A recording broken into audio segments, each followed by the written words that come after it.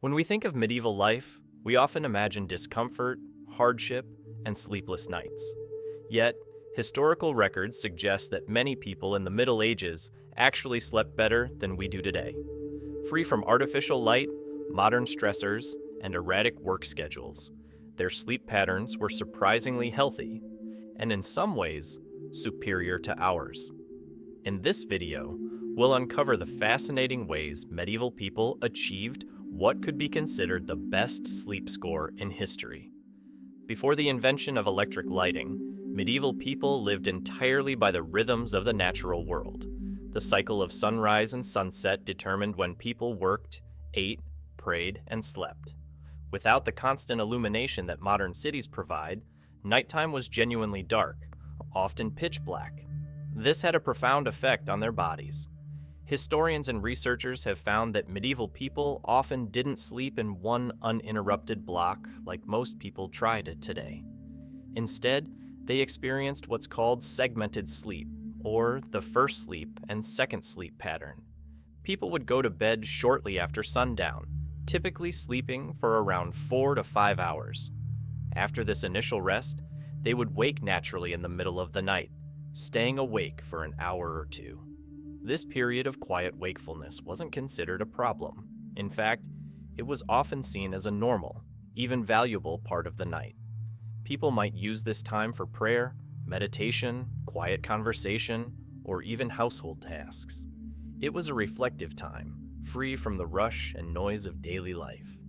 Afterward, they would drift back into a second sleep until morning. Many historical documents, including diaries, medical books, and even legal records, reference this two-sleep habit as commonplace.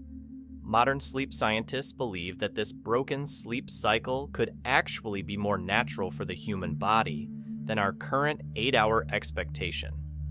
During the wakeful period, the body would often enter a state of deep relaxation, producing higher levels of prolactin, a hormone that promotes a sense of calm and well-being.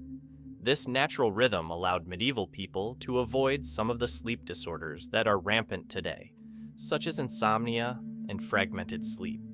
Their bodies and minds were more aligned with the Earth's rotation, leading to better overall rest and a healthier internal clock. In addition to following natural cycles, medieval people benefited from the complete absence of artificial blue light. In today's world, our screens, phones, televisions, tablets, computers, emit blue light that tricks our brains into thinking it's still daytime, suppressing melatonin production and delaying sleep.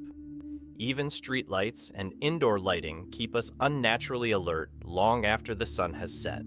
Medieval nights, in contrast, were dominated by darkness. The only sources of light after sunset were candles, hearth fires, and oil lamps, all of which gave off a soft, warm glow that did not disrupt the body's natural rhythms. This lack of artificial light helped medieval people's bodies produce melatonin at the right time, ensuring that they felt naturally sleepy after dark. Sleep would come easily and deeply.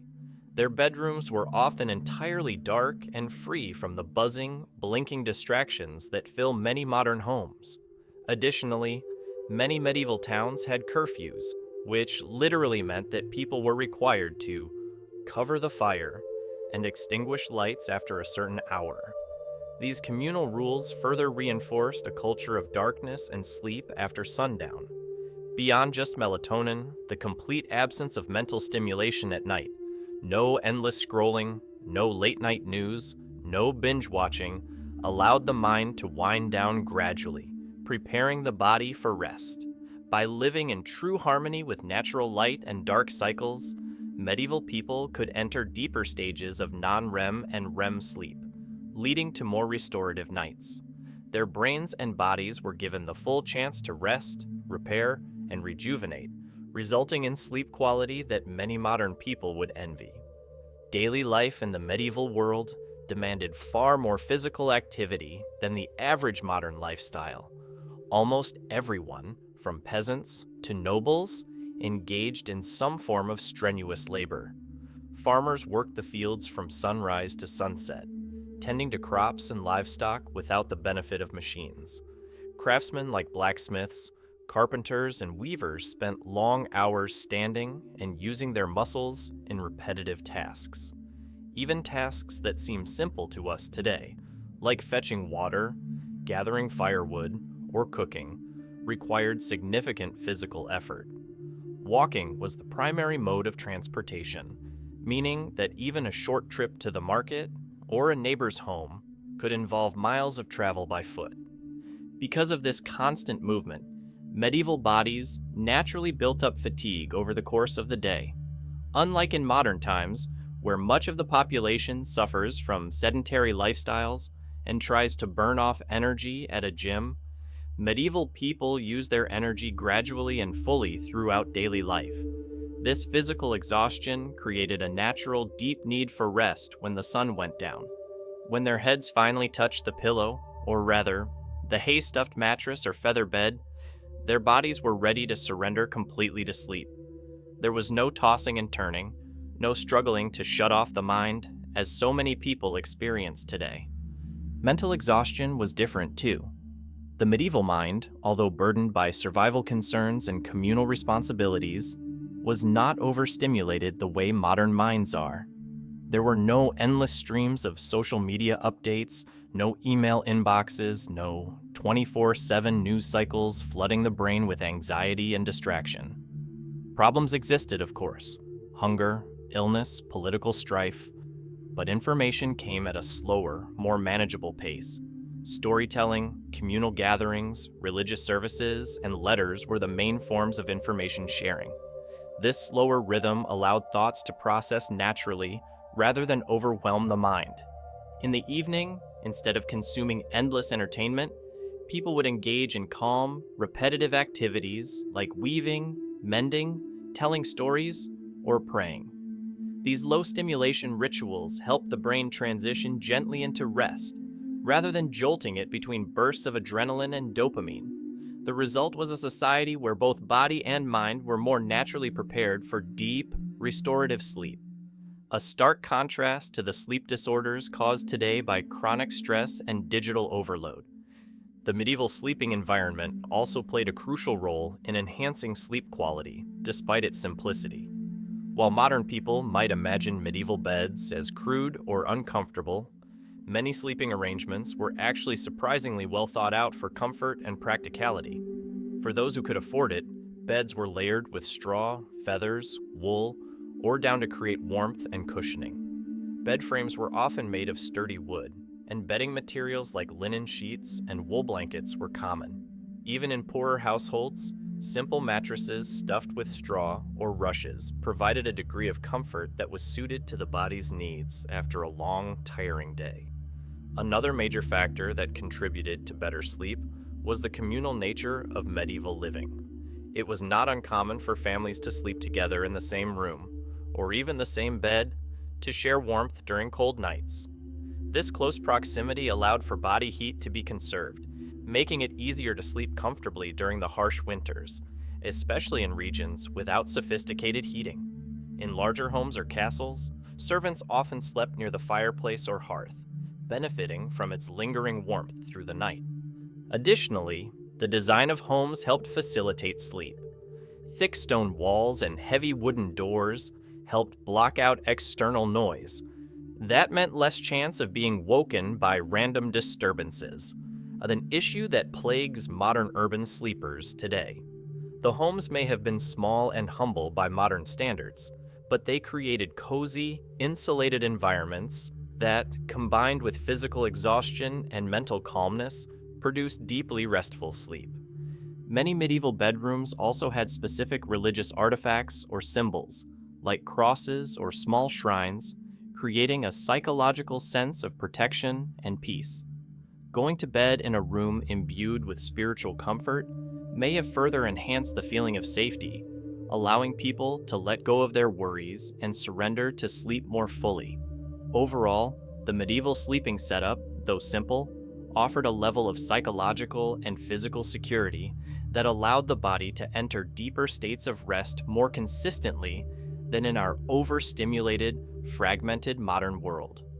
Long before the rise of pharmaceutical sleep aids, medieval people turned to the natural world to help them fall asleep and stay asleep.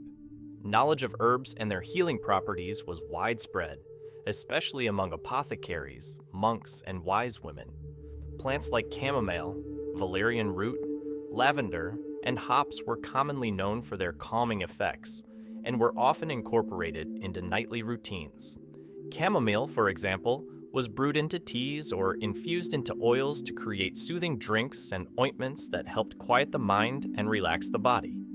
Valerian root, known even today for its sedative qualities, was sometimes crushed and mixed into potions intended specifically to treat restlessness or sleeplessness. Lavender, prized for its sweet scent and calming properties, was often woven into sachets and placed under pillows or hung around sleeping areas. People believed that the fragrance of lavender could drive away evil spirits and nightmares while inviting peaceful, uninterrupted sleep. Some medieval households would even scatter lavender sprigs across their floors or mix them into bed linens to surround themselves with its soothing aroma through the night. Other popular remedies included herbs like lemon balm, which was steeped into calming teas, and poppy seeds, which were carefully prepared into tinctures used to induce drowsiness when needed.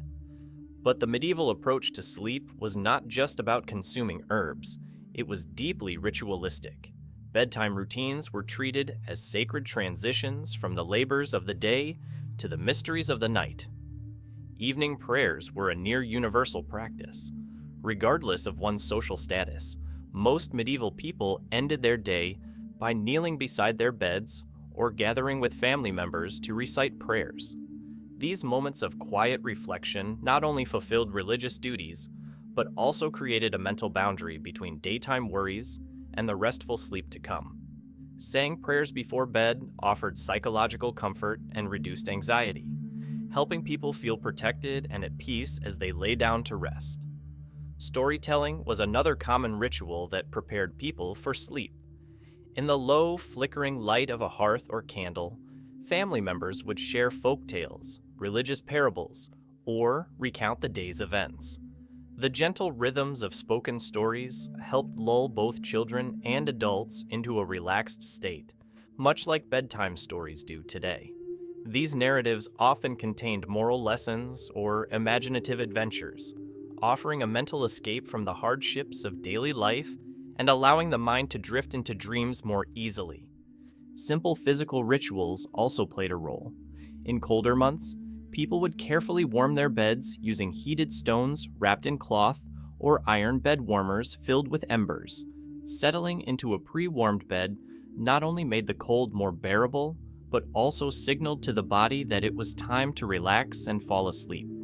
In wealthier households, servants might prepare the bed by fluffing mattresses, arranging blankets, and ensuring a comfortable sleeping environment. Even in modest homes, the act of preparing the sleeping space was a daily ritual, imbuing the act of going to bed with a sense of ceremony and importance. Another overlooked but critical aspect was diet.